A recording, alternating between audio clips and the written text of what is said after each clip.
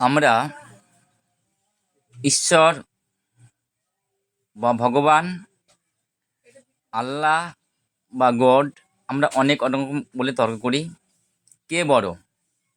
তাই আপনাদের সামনে একটা কথা বলছি, যা শুনে আপনাদের সঠিক বিচারটা করতে পারবেন।